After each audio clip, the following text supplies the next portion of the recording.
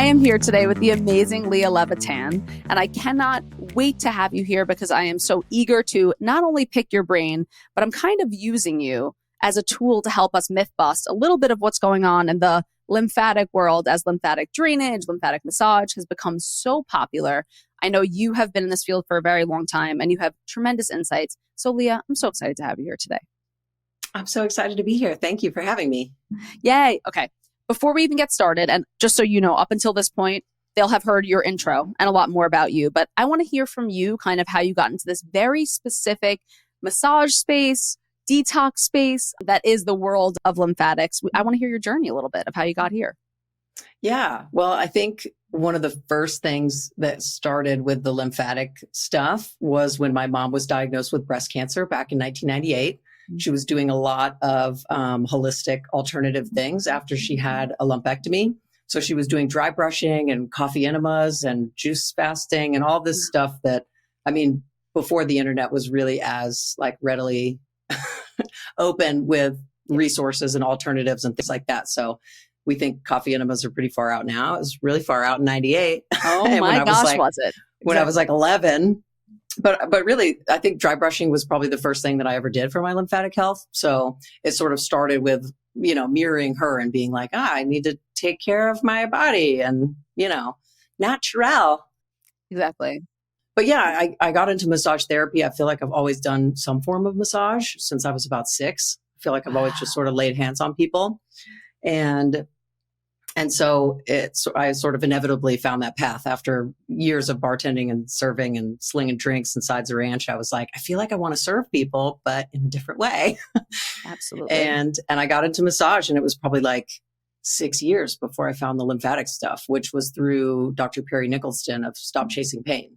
So once I found that dude and like saw his passion, I was just like, holy shit, I've never seen anyone care about anything more than this guy cares about the lymphatic system. Let's only reference icons in the health space as being dudes. That's hilarious. Like that dude really did it. That's awesome. Yes, exactly. He did it. And he's been doing it for so long. So it's like, here I came, with my online, because I found it and I felt like I was immediately taken with it. It was just like, I need to share this with the world. And I don't know how. And so I just started exploring, starting Lymph Love Club and sharing videos. Originally, it started with sharing them for my clients, as homework for them to do at home.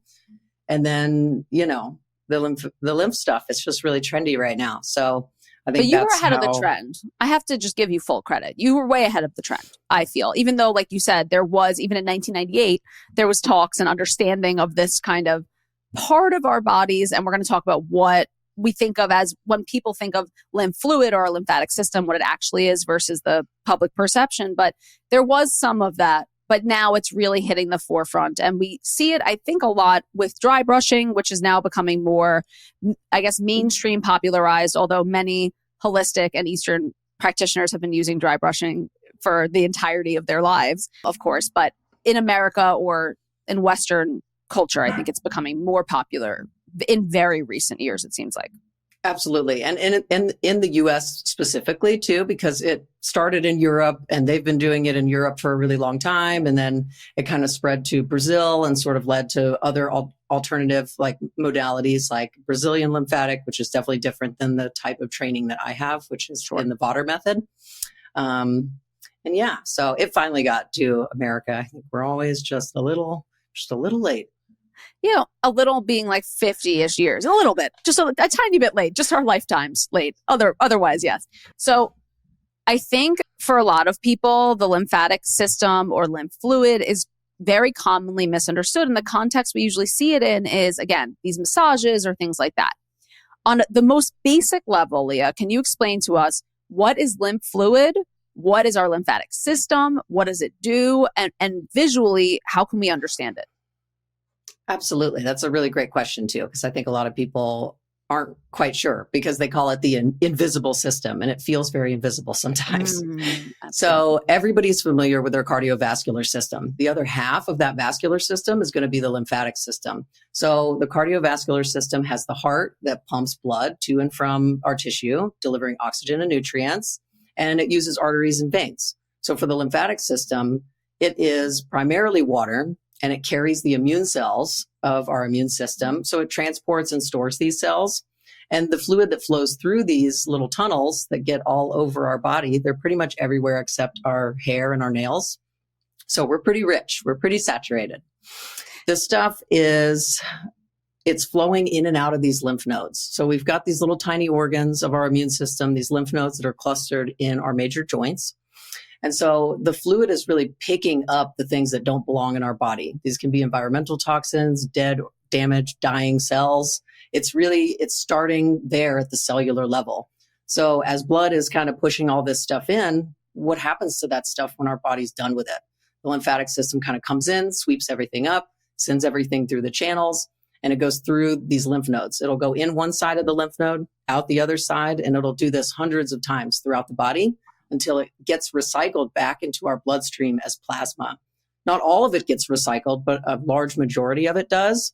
So what doesn't go back in as plasma is actually eliminated from the body. The lymphatic system does not detoxify our body. It is actually, that is up to our liver, our kidneys, our colon, our lungs, and our skin. So that's hugely important, what you just said. So my vision of what people think happens, first of all, on the lowest understanding of detox is that you do a juice cleanse and then it just soaks up everything bad and pushes it out of your poop. Like that's my non-scientific thing that I see the most. Then people do have this understanding that our liver and our kidneys have a huge detox capacity and are hugely important in this process. And what I think people think is, okay, our liver will get rid of toxins or something like that. As we know, it's a much more detailed repackaging and conjugation process and all these, different steps that it takes basically to neutralize toxins and then eliminate them. So where I'm hearing lymph comes in is if there is recirculated toxins or something like that, is it that some of those toxins can leak into the lymph, or the lymph is actively picking up the debris from that process, basically? Because it's not an inherent part of that process, like you're saying. That's really the recirculation through the blood. But tell us about that, a little scientific detail and nugget. Yeah. So it's like the lymphatic system has a special relationship with each and every detox organ. So it's like it's working with the kidneys to maintain fluid levels. It's working with the liver because we've got a special type of lymphatic tissue inside of our intestines that actually deliver the digestive fats from the foods that we eat. So there's like a really cool relationship there. But it's almost like it's an accessory system, but one that is extremely important. It's not what you would, like you said, it's not the site of detoxification, but it is essential for detoxification too at the same time. Oh yes. And we're going to talk all about that too. So when people are saying lymphatic drainage, what do people think they're saying, and what is actually meant by lymphatic drainage? Well, drainage is happening all the time. Every deep, intentional breath that you take with your diaphragm is changing the pressure in your abdomen. We've got this large lymphatic structure. It sort of starts with like how lymph is formed, like in that capillary bed. It's sort of like water falls in nature, rain comes down and it sort of gets delivered to little creeks and streams that turn into larger rivers that, eventually end up in the ocean. So our ocean is in our abdomen. And so that umbrella shaped diaphragm is sort of gently stroking the front of this like giant duct that's like attached to the front of our spine. And so drainage it's always happening. Our lymphatic system is never not working. If it wasn't, we would be dead. But it does slow down. And the viscosity of our lymph is really important too. You'd mentioned something about, so our lymph, the clear fluid that sort of flows through this system is primarily made of water. It's very similar component to seawater, actually. It's salty and it's full of nutrients. And there's even some hormones in there. And then it's got all this like garb, that we're trying to flush from the cells. Sure. And when our detox organs are not functioning as optimally as they should be, things are lagging and things are not getting out of the lymphatic system. Things are not getting detoxed by the body. So they're just sort of getting recycled back in there, and the lymphatic fluid will pick it back up again. And it's just this like domino effect of dysfunction. Like primarily the people that we see in my office in Austin, they've got all these chronic issues. A lot of them have never heard of their lymphatic system. They never heard of lymphatic drainage. So it's a lot of education, but the drainage aspect of the lymphatic component it's always happening. It's just like a physiological thing. But manual lymphatic drainage, the type of light skin technique that we use and have used for the last 90 years, it's not new, but the last 90 years, it's using the anatomy and physiology of the lymphatic system and the power of our nervous system. So it's both the therapist moving this lymphatic fluid that sits just beneath the surface of the skin, and we're using the client's breath, and we're using the nervous system as like a propeller to sort of dilate the lymphatic vessels to increase that lymphatic flow, that drainage. But that's sort of like the differentiator between like drainage and detox. It's like, we can drain stuff, but can we actually eliminate this shit from our body? Exactly right. So. And also detox is a highly nutrient dependent process. The organs that detox require a very high nutrient demand. So oftentimes also, as you're saying, components of our lymph are minerals. Like if we don't have those minerals or those vitamins or amino acids to be able to pursue the detox process, what I'm hearing is you're just going to be recirculating the same stuff anyway. So you need detox processes to be in place, and you need drainage to be in place, essentially. Yeah, absolutely. And I think it has a lot to do with our sedentary culture. Like our lymphatic system doesn't have like a pump per se. It does have like a pulse, but it's very slow. It's like similar to the cerebral spinal fluid. It's like 10 to 12 beats a minute. Our heart is like, the heart is the pump for the cardiovascular system.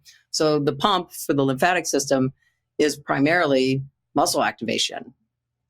And would you say that a mistake people might be making in when they're detoxing from mold or doing any of these fun parasite cleanses, all these functional medicine fun things that doctors are really, I think, pushing sometimes unnecessarily and too hard? Would you say that movement is one of the most important components when you're engaging on a detox, or, you know, especially a medical level detox? Would you say movement in general is important?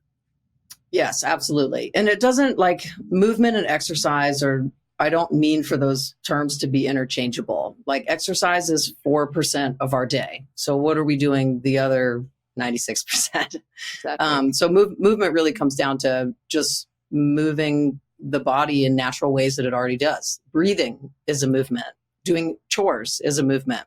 And movement can be really hard for people that have chronic conditions. So it's one of those where you have to take the pressure off yourself when you're in that healing process to be like, I'm not getting in the gym. The gym isn't happening. So how can I show up for my lymphatic system and not feel like I'm already not doing enough before I even start? So absolutely. And it's just a really tricky game with movement when it comes to chronic illness, because especially I work with, you know, I've had personal experience with and work with MCAS clients, POTS, dysautonomia clients.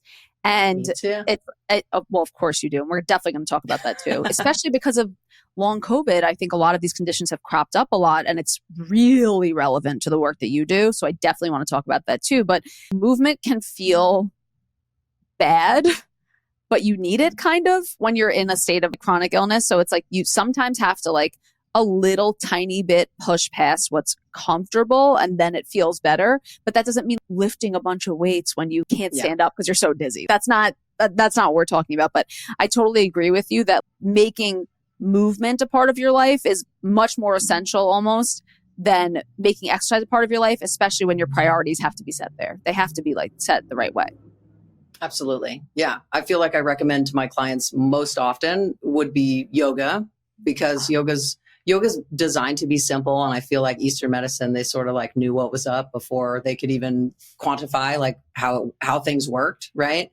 So lymphatic, like yoga really dilates our lymphatic vessels because it puts us in the parasympathetic. And then we're very tied to our breath with this. So yoga, walking, swimming, I mean, even just being in the water and walking underneath is going to be really helpful, because the weight of the water almost mirrors the pressure of our lymphatic system. So it doesn't have to be like big, loud, hard, complicated movements. You don't have to, I don't know. Just doesn't have to be hard. It doesn't have to be. And also, I think, like you said, walking and yoga and these things, which are, you know, I have a lot of clients who are very aggressive type A New Yorkers. I love them. It's, you know, I understand them. I understand them better than anyone. It's the life I've lived my whole life. But I think for them, they feel like if I'm not doing hardcore exercise, I'd rather just do nothing, because it's like they get in their head about it a little bit, where it's like, what's the point of walking? What's the point? But the point is, like, that's kind of where the magic sauce is, to be honest with you. Like, you actually have to do movement outside of just exercise. Thank you for that differentiator between movement and exercise too, by the way. That's powerful. I've got something to add to the walking aspect. So just by design, we've got the lymph nodes are clustered in like our armpits and our hips. And so it's like when we move, it's designed to sort of like push and pull and squish and mush these lymph node clusters. So what happens if we sit at a desk all day and we never raise our arms above our head? What happens to those 30 to 50 lymph nodes in each armpit? They're not really getting the nutritional movement of natural movement. So I love that. Just important. It's important. It is. Yeah. And I think, what's so powerful, and I know you must notice this in your clients too, is that I'll have clients like kind of push themselves to just go on little walks. Again, nothing dangerous, like little things like that. And then eventually I'll notice that even during sessions, they're kind of moving a little more. And I'm like, that's interesting that your body starts to ask you to do those things after a little bit of time. Like, movement begets movement. Like, I think that's what's really important, is that like the more that you move, the more that your body will invite you, I feel like, to move more. Do you agree with that? Have you seen that? Oh, absolutely. And in myself as well. It's like exercise is something that's always been sort of hard for me. I'll be in the zone and I'm like doing all the things and I'm showing up and I'm like, yeah, I'm getting a 6-pack. It's happening. And then for whatever reason, I like get half a 6-pack and I'm like, all right, cool. I'm like, I'm good. I can skip a workout today. Like, I look good. And then I'm realizing as I'm like aging, I'm like, ooh, I gotta like stay on top of just functional strength for my job because it's physically demanding. And it's like, extremely physically demanding. You forget about the like physical aspect of like what we want our bodies to look like or what we think our bodies should look like from a cultural perspective too. It's like different everywhere you go. And it's just wild. So it's been a mindset shift for me about like what movement actually is, what it's for, it's what we were born to do. It's what our body is designed to do. And it feels like it's like honoring that process. But yeah, definitely I see the struggle, feel the struggle. We're all in it together. Come on. We're all in it together. What I see with a lot of clients is that they will have gone to these functional medicine doctors or allopathic doctors, and they'll go on these really hardcore detox protocols, and they don't have the movement in place or they don't have the nutrients in place. And then they get very sick. And, a lot of times doctors will say, it's just a Herx reaction. It's a Herxheimer reaction. You have to sit it out. And I'm like, but if you don't have the nutrients to support detox and you don't have the movement to support detox and you don't have the flow to support detox, you are going to keep recirculating those toxins and you are going to feel ill. And it is because you're ill. It's not because your body's fighting through it, which of course a Herxheimer reaction is real and a detox reaction is real. But can you speak into that a little bit too, of like maybe people you've seen limited by lack of lymph flow or lymph movement in their healing journey when it comes to detoxing specifically? Yeah. And I think it just goes back to that piece of people feeling like they can't do the things that society's telling them to do, which is exercise. So it's really one of those where I'll work with clients to be like, hey, let's get you some tools. I'm not a huge fan of tools, but when it comes to chronic conditions or disabilities of any kind, it's like no shame in using things that are going to support your lymphatic health. So usually that's going to be like a vibration plate. I was going to ask you about vibration plates. I'm so glad you said that. I have one. I want to hear if I should be using it or not. Well, hell yeah, you should be using it. It's great. Our cells love vibration. They love it. It's the whole thing with like sound healing. Like I'm going to be incorporating sound baths and tuning forks into my practice soon. It's beautiful. And it's because I've experienced that and felt the vibration and just been like, damn, like the vibration of our cells, which are, let's just talk about the water component of our body. We're mostly made of water. And whenever you put vibration and water together, some really, really cool shit happens. So it's just one of those where, yes, vibration is definitely, it's a movement for the cells in our body, and movement is information to our body. So it tells our cells how to respond and how to act based on the mechanical forces that we place upon our body. So vibration is a great option. I want to get really nerdy for a second. You mentioned something about dilation before of our lymph. Mm-hmm. So in people with POTS dysautonomia, one of the issues that they have is too much vasodilation without vasoconstriction. But our blood vessels, like you said, have a pump. It's a little bit different. Is there ever too much like dilation of our lymph fluid, or is it that your goal is always to get things kind of moving more flowy and more freely? It's a really weird question. I don't even know if it is easy to answer. It made sense. It made sense. So we do have a lot of like POTS and EDS folks that come in, and usually they'll have both.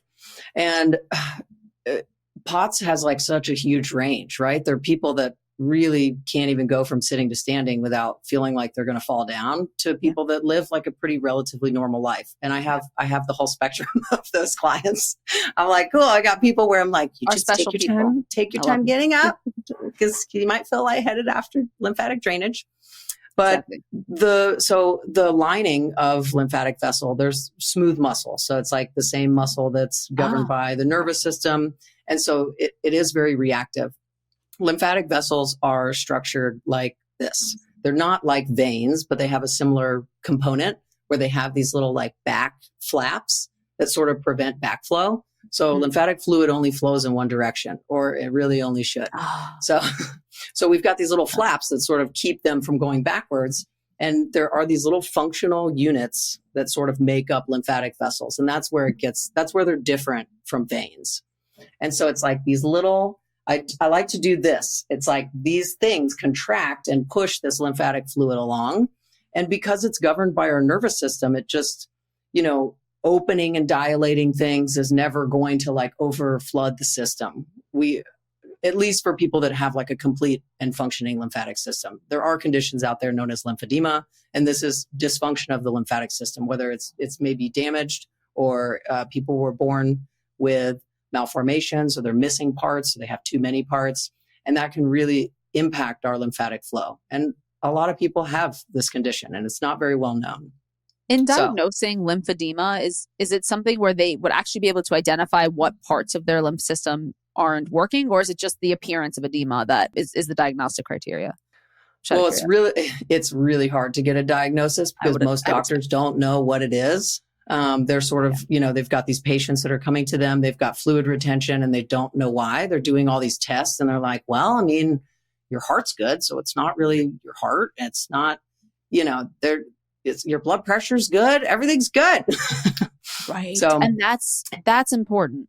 That's the question I'm also kind of going at in my head is, of course, people who have dysautonomia of any kind, which just, I guess, walking it back for people who are new to this phrase would be dysfunction of your autonomic nervous system, which we see dysautonomia symptoms very commonly related to heart rate changes.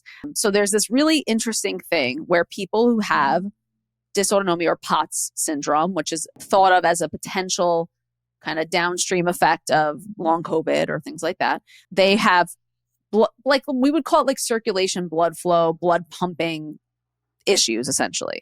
So what I'm angling at with Leah and what she's explaining so beautifully is the blood flow issue the same as the lymph flow issue, basically? And that's what and understanding that people who do have POTS and dysautonomia, definitely, if there's any blood flow changes, do get symptoms. So I'm assuming that in the beginning of their work with you, they might feel a little bit weird, and like you'll notice that and know that just because you're changing fluid flow in the body.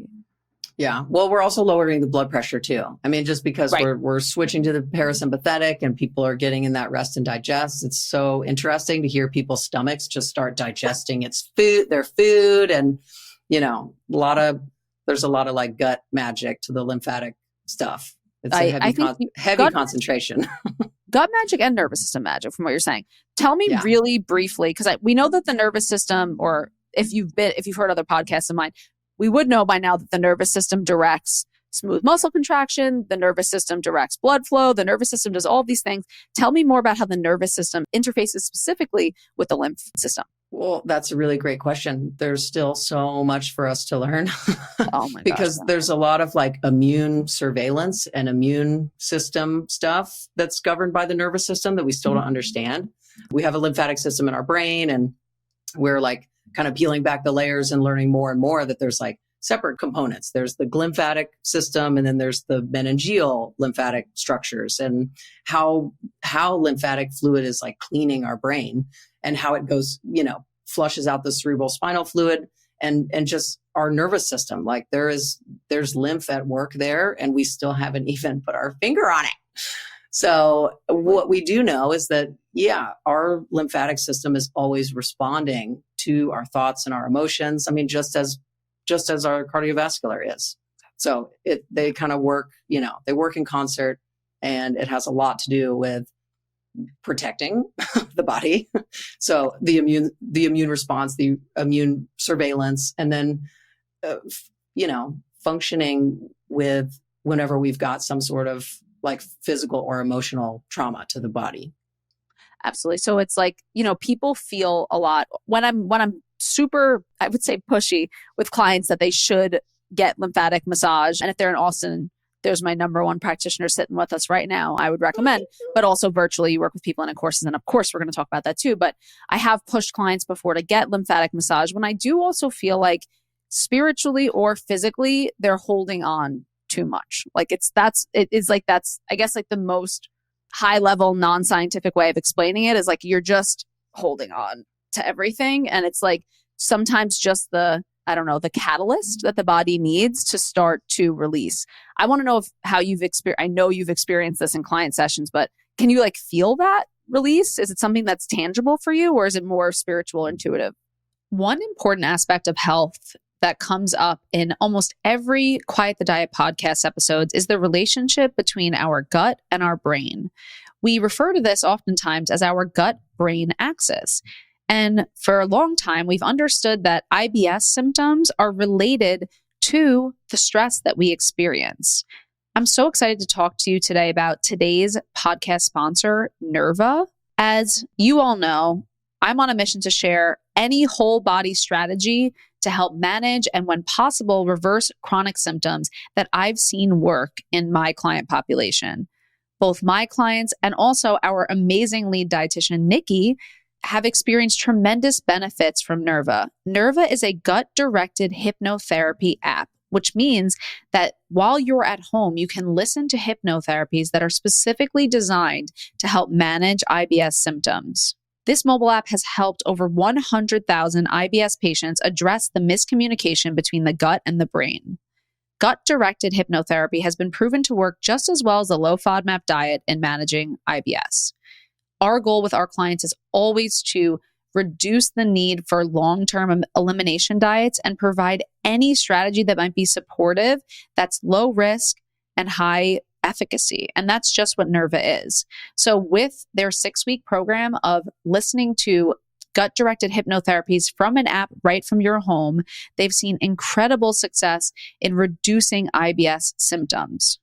Instead of targeting stress from a meditation perspective that's more open-ended and not as targeted, Nerva has carefully curated and crafted these research-driven hypnotherapies to specifically target IBS-related, nervous system-related symptoms. As a Quiet the Diet listener, you are eligible to have a 7-day free trial of Nerva, which you can see down in the link below. I couldn't recommend Nerva more for our listeners and our clients. It has been so effective in helping to manage IBS symptoms, and for our clients to have something that is able to be done from the comfort and safety of their homes is really a game changer. So for that reason, we are extra excited to have Nerva as our sponsor this season. It's both. So just in regards to what the client might be feeling, lymphatic work is really subtle. It's very gentle pressure for the most part. And so what people usually feel is just like their sinuses are draining. They're swallowing a lot. Their stomach is making these noises. Maybe they just feel like a little flush or clearance of fluid. Maybe it's warm. Maybe it's cool. It can be both. If somebody's got inflammation in their legs, when we flush it, that's going to be a cooling sensation. Sometimes people feel like tingling, when lymph is forming. So that's pretty cool too. But for me, yes, it's so crazy. When I first started doing lymphatic drainage, it's kind of like when I first started doing massage. You don't have anything to compare it to. You just put your hands on somebody and you're like, is this muscle tight? I think it's tight. I've probably touched about 5 bodies and I think this is pretty tight. But then 5 becomes 10 and 10 becomes 100 and 100 becomes 1,000. And once you've touched 1,000 different bodies, it's a lot easier. It's a lot easier to be like, okay, I know what I'm feeling and my senses are heightened. So once I started working with the lymphatic system, I had gotten there with the muscles and the fascia and all that stuff. But then it was like a whole new set of senses to start working with the lymphatics because the pressure is so light. So now I feel like if I touch my fingertips just barely together, I can feel the pulse of my heartbeat and it's so fucking strong. It's really strong. So it's almost like a little too sensitive. I'm just like very sensitive to sound. It's very interesting, but yes, I can feel fluid. I can feel sometimes this is especially common in the face and the abdomen. So where I feel it the most is I'll be working underneath the cheeks and there's a little cavity there. We've got a lymph node there and the trigeminal nerve kind of comes out of a hole, like some holes there. And so I will usually like place my fingers on people's cheek there and I'll just apply enough pressure and just kind of like wait there and let my fingers like sink into the tissue. And then all of a sudden, like the bottom will drop out and it's like almost like a toilet flushing or something. You just like, my fingers just go whomp, like into the tissue even further. And I'm like, okay, we did it. So unbelievable. It's pretty wild. And the spiritual aspect is, I don't know. I've never had any training in energy work, but I know it's real. I feel it. Oh, yeah. It's just as scientific as the physical in my end. Energy medicine is so well studied at this point that it's so interesting because I knew you'd have that answer, that there's an intuition aspect of this, because while you can feel it, this is a deeply energetic exchange that's going on too. And energy is, in my scientific opinion, quite tangible also. So you're having that physical that you can really feel and the energetic that you can also feel during it too. So it has to be I'm sure it's a bonding experience to give lymphatic massages too.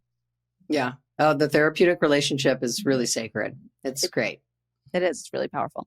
So, okay. You had mentioned fascia before, and I just want to roll back to that. When we think of classic, we're rolling because we're moving our limb. This is on YouTube, so they will say, and we can leave that line in so that people will actually go watch the YouTube. When we think of classic, like understanding of movement of the body and even chiropractic medicine and things like that, fascia kind of comes up. Muscle always comes up. Differentiate fascia for us from, again, what is commonly understood and what you think of when you hear of fascia. When I think of fascia, I think of pantyhose and oranges. Please go on. Do tell. Can you expand into that? So if you look at an orange, it's got this outer layer and then you open it up and there's this white fluffy pith. And then you pull out each individual wedge and you pull the skin off of those wedges and there's individual sacs of orange juice.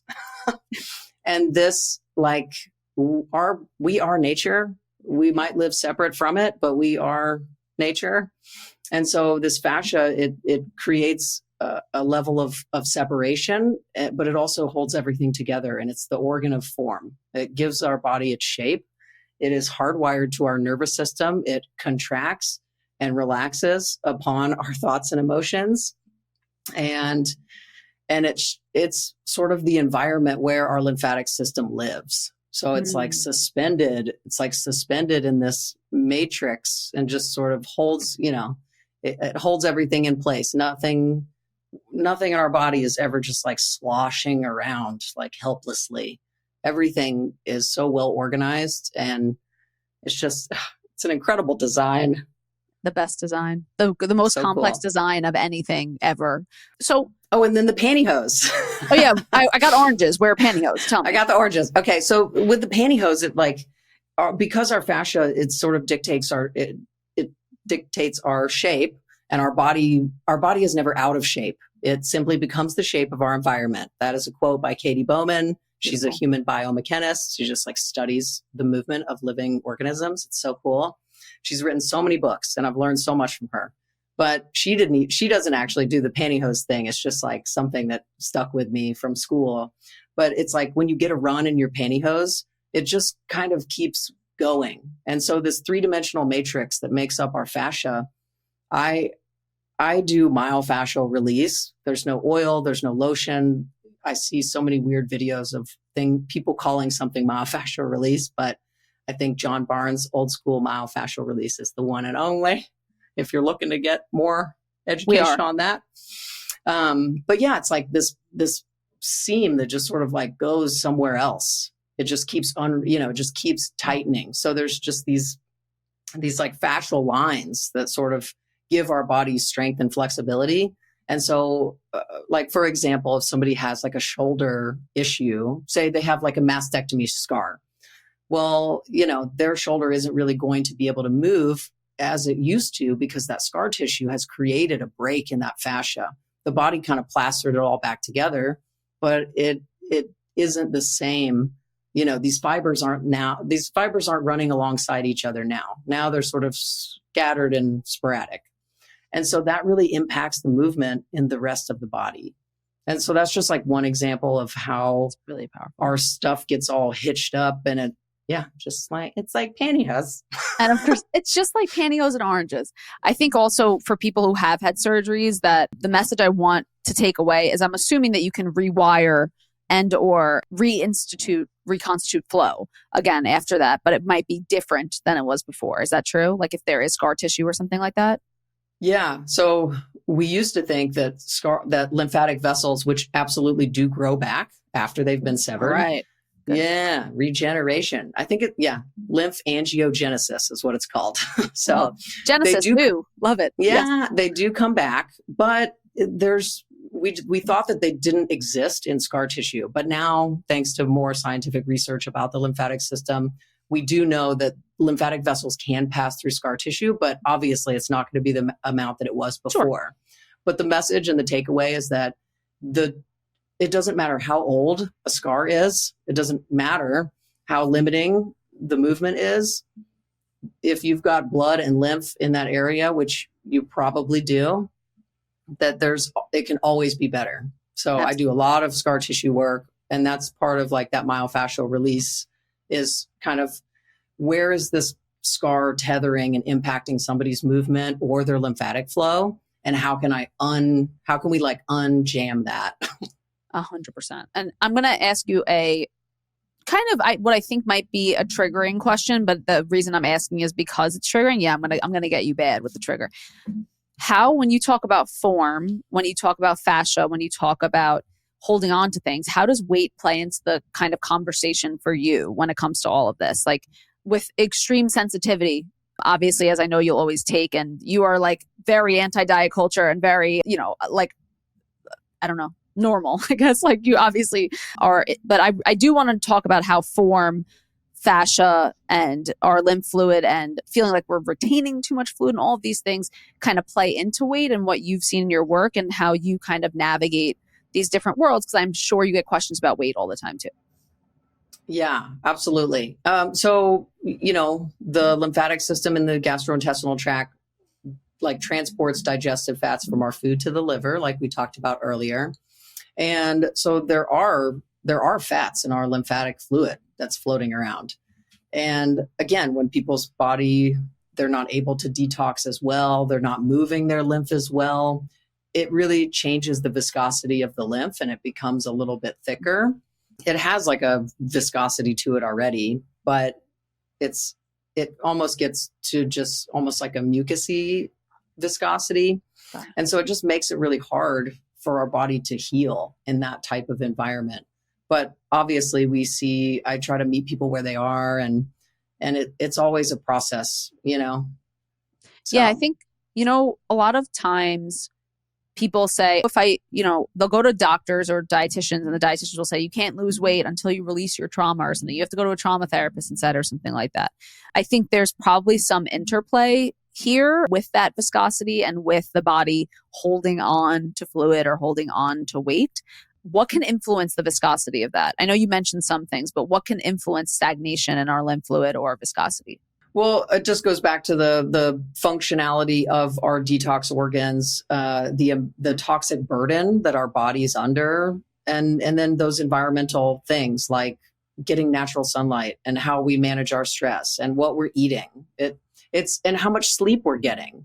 It's like it's the same normal stuff. It's the same stuff. Yeah, exactly. It's so interesting because it really is like it's the foundational shit that's going to heal your lymphatic system beyond like dry brushing. Like dry brushing it's so superficial. Like it's literally superficial. It's on your skin. Exactly. It just moves the lymph that sits just beneath the surface of the skin. It doesn't do anything for our deep lymphatic structures because we have a superficial lymphatic system and we have a deep lymphatic system. And so, we gotta, when we're stressed, we're just breathing really shallowly and we're forgetting to breathe. And then there goes our pump. There goes our one pump for the lymphatic system, or the main pump, not the one pump, but the main. And also just saying that sentence alone, that like movement and breath as being a part of your actual life all day is going to influence you a lot more than if you take 15 minutes and do some dry brushing or something like that, where that's nice, but it's never the sprinkles on top of the ice cream that makes the difference. It's always the base. Like it always has to be those foundations. And it's funny because no matter what, anytime I bring an awesome practitioner on the podcast, which is every practitioner, because I would never have anyone on who's not awesome, but you all always say the same thing, which is that it's the acts of being human. It's the acts of being alive that make the biggest difference versus the fancy supplements you take versus the doing. All those different things. It's the being versus the doing, for sure. Do you believe in any of those lymph supplements as a sprinkle approach? Like lymph, I know like Cellcore, like Lymphatic, like there are lymph. How do you feel about any? I take the biotoxin as needed, the biotoxin by Cellcore, but I'm not, but I try not to shill that stuff on people because they see that on like every other it's also very like health and wellness influencer account out there. So I don't need to add to the noise.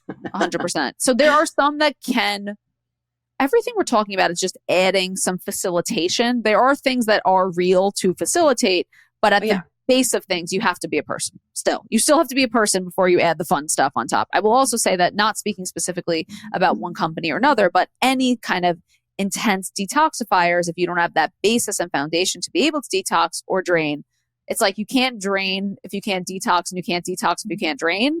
And you kind of have to have everything in place in order to move forward. And most people are just jumping into heavy duty supplements and really not understanding what the downstream effects of that are. Yeah. And they're so expensive, but also like plants, back to like we are nature and nature knows best. Like plants are really helpful. And there's so many herbs out there like calendula. I love calendula. Cleavers grow in most places and they're considered a weed. Like they only come around twice a year, I think, in like the spring and the fall. But they're just, man, like sometimes they grow in my backyard. It's called Velcro grass. And I'll juice it. I'll muddle it. I'll add some lemon and some honey and then strain it. And I share recipes like that sometimes because it's important to remember like, oh, okay, like I can just get some cleavers or some red clover or some calendula. I'm going to massage my body with calendula oil instead of like Neutrogena or whatever it's like whatever we're putting on our skin is definitely going to, it's going to get nice and absorbed in there. So it better be good. Exactly. So I also want to talk about a practice that I have is I do Abhyanga, which is oil massage, an Ayurvedic method. How do you feel about oils on the skin? And let's talk about castor oil too. I know this is so popular now. People are putting it in their eyes. They're putting it everywhere. They're very excited. I know, exactly. People are very excited about castor oil. Exactly. Not familiar with the eye wash. Actually, this is something that many ophthalmologists actually sign off on too. It's been used for a very long time, but I'm also like, this is a nutrition podcast. And also this is not medical or nutrition advice, but castor oil has really made its way into the mainstream. I think in some ways, joyously, Abhyanga has also made its way. Tell us about how you feel like oils versus lotions and all of those things on the skin and how they influence our lymph and our movement. Well, I think first and foremost, the act of putting something on your skin is probably going to do more for your lymph versus like the thing that you're putting on. Obviously, we want these things to be as clean as possible with as few, shit that isn't good for us, which the list is it's an eternal list, and we just keep adding to it instead of taking away.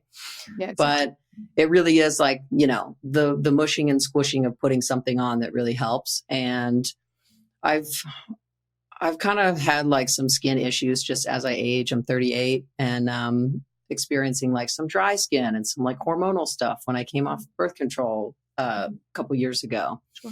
And I was doing some oil cleansing that was really helpful for my skin, but apparently it's not ideal for all skin types. So oil can be really heavy and it can clog people's pores, or somebody, their skin might drink it up.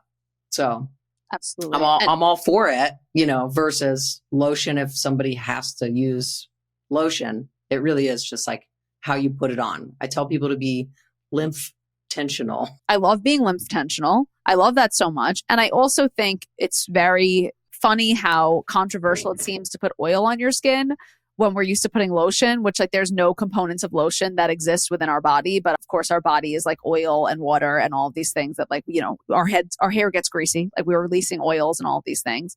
Do you find castor oil effective for supporting detoxification or drainage? Is it something you use in your practice? So I don't use castor oil in my practice, but it is something that I recommend for people sometimes. Sure. I will do an occasional castor oil pack, and I'll usually kind of couple that biotoxin from Cellcore, when nice. I do that, just to sort of like, I need a little support. But it is, I understand like why people don't use them or aren't consistent because it is so messy. So messy. Exactly. It's good. Messy. It's good to get like a good castor oil pack. Like I see like flannel handmade ones on Etsy that have like a flaxseed heating pad that fits right in there. So you could do like heat and castor oil with, a homemade castor oil pack that you can wash that you'll have forever. It might be $80, but you'll have it forever. Totally. And the straps that kind of go on there, they really reduce that like messiness so that it is a little bit more accessible. But in terms of accessibility, you could use like old t-shirts. An old t-shirt, literally anything. Yeah. And you also feel like, so this is an interesting question.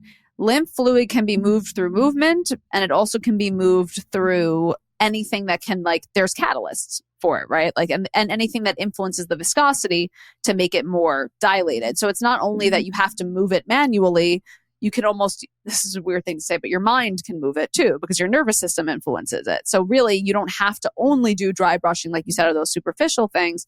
Anything that's helping to support the body not being in stagnation in a metaphoric way or a physical way is going to help move the lymph too. Mm-hmm. I feel like I call people like lymph Jedis sometimes. And I'm like, if you want to become a lymph Jedi, that nervous system component is part of that. It's like, yeah, lymph mind control. It's pretty cool. I love that too. But yeah, gravity. We haven't really talked about like legs up the wall or rebounding. Both those things are really great for our lymph, and it's sort of an external thing that's happening. What would you, as a lymph specialist, the queen of lymph, as I might say, what would you never do on a daily basis? Like, what do you feel like are the things that people are doing that might be really harming them, that are maybe unconscious? It could be just literally sitting all day or sitting in stress. Is there anything that you would be like, I just definitely would not recommend that? It also could be a drastic thing that you don't think is safe or something. Yeah. Well, I think people go big, right? To sort of like make up for the things that they're not doing. So I find that people will often try to like habit stack as many things as they can.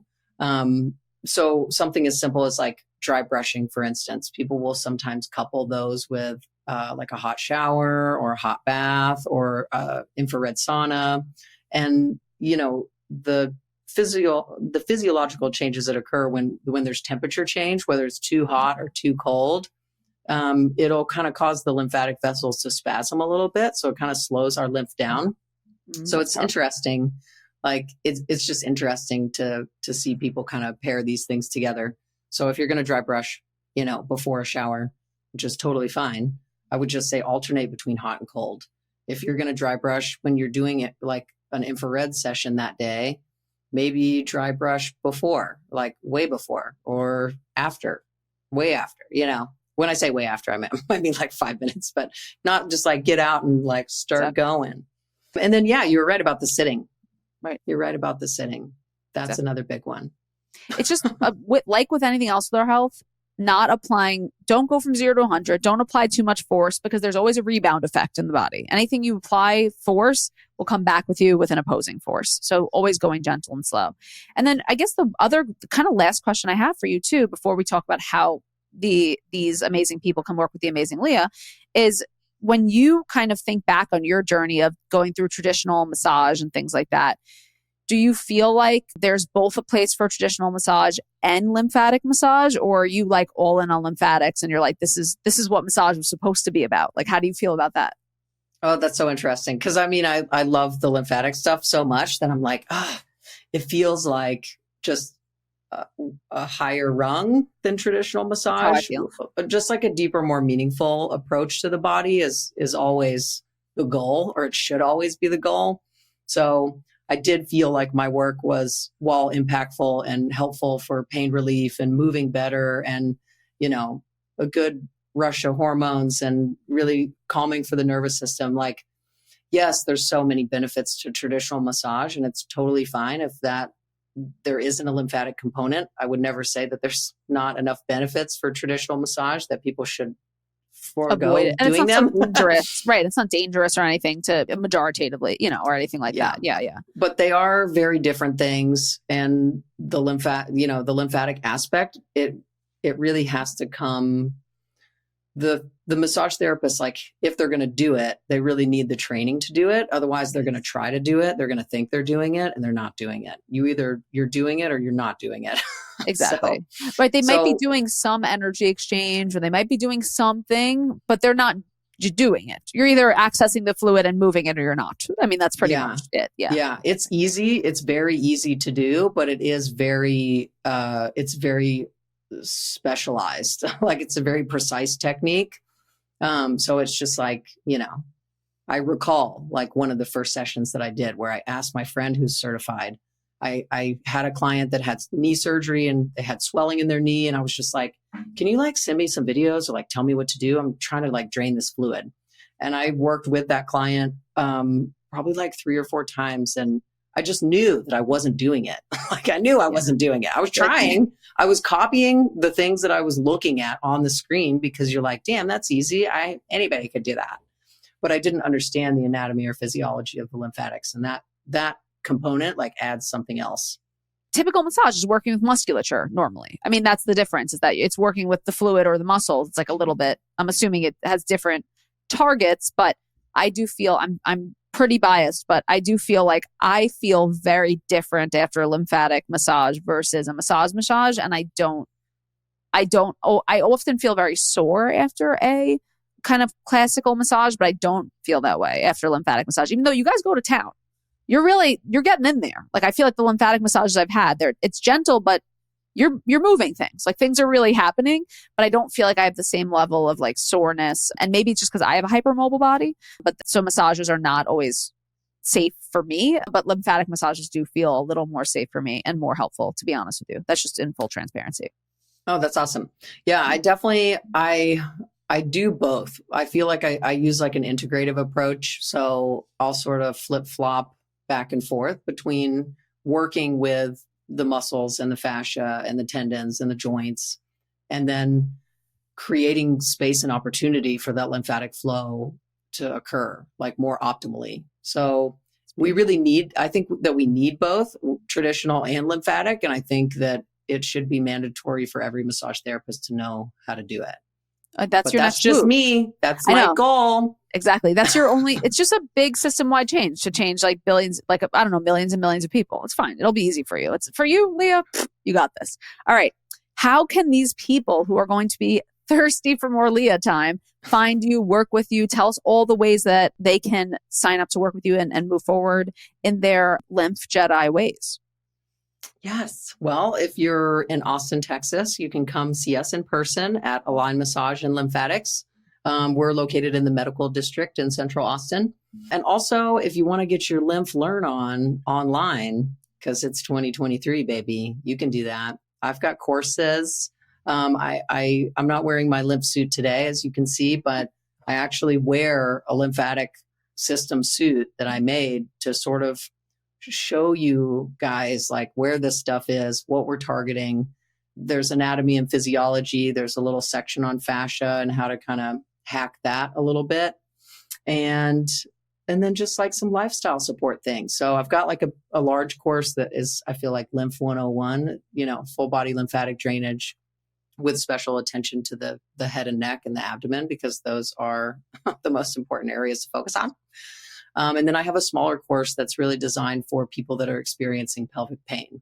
A lot of the clients that we see, they have endometriosis or fibroids, or they've got gut stuff. Anything that's happening in your abdominal compartment, your pelvic bowl, there's so many lymph nodes there. And so this course is like a little bit smaller, a little more targeted. There's still anatomy and physiology, but it's really just the lymphatic drainage for the pelvis and the abdomen. So pick your poison, 5.5 hours. You got 5.5 hours, you got 90 minutes. I've got those, and we'll be rolling out some new courses at the end of the year that are a little bit shorter and more easily digestible. And yeah, I don't know. Someday we'll do some virtual like one-on-one stuff, but oh, that's awesome. But it's still learning, learn how to help people in that virtual setting. Like I can meet with somebody just as we're meeting now, and I can show people how to do stuff.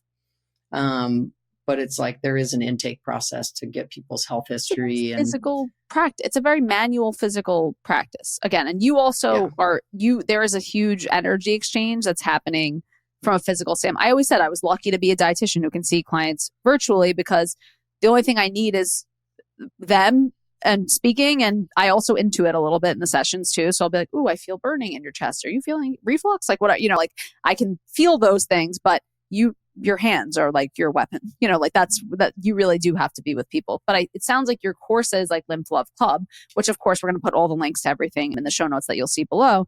But those are more to teach people how to self heal and self manipulate, it sounds like, versus the work that you do is the hands-on work, which I totally understand. And there's a huge need for.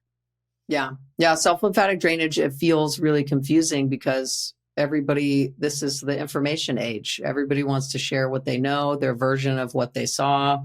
And once somebody is, posting something a little bit off because they're not super familiar with what they're doing in the first place, it spreads so quickly, and it's so hard to get like good information where it's right. And it's not even about being like right or wrong. It's just, it goes back to like massage therapists, like trying to do it when they don't have the training. It's like, we're either doing it or we're not doing it. It's not hard, but you really have to take the time to learn it. And then it just opens up all these amazing portals to healing that we didn't even know were possible, because this system is just so cool.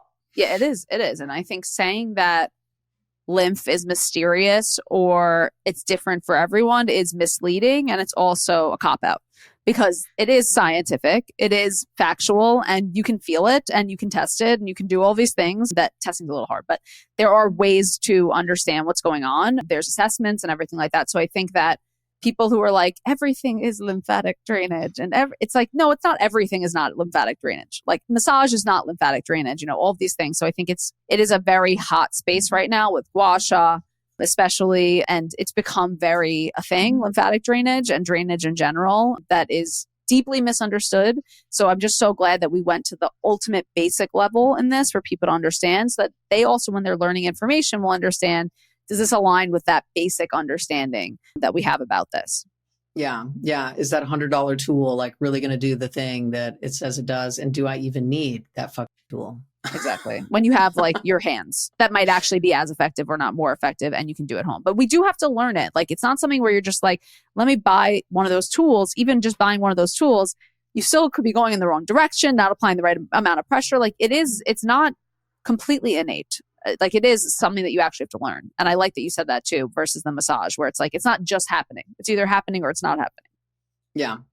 It happens naturally, but it's like if you're really going to do it and boost that fluid return back into the cardiovascular system and help your body make more lymphatic fluid, there's just like a little zhuzhing that needs to happen. Exactly. And you're the zhuzh. So thank you so freaking much for today. I feel like you myth busted, you gave us the basics, and you gave us your amazing personality. So I cannot thank you enough. And all of the ways you can find Leah, aka the Lymph Love Club Queen, are going to be in the show notes too, how you can work with Leah. And I can't wait to see you in Austin in a couple months. We're going to have a ball. Oh, I can't wait. Yes. Very excited.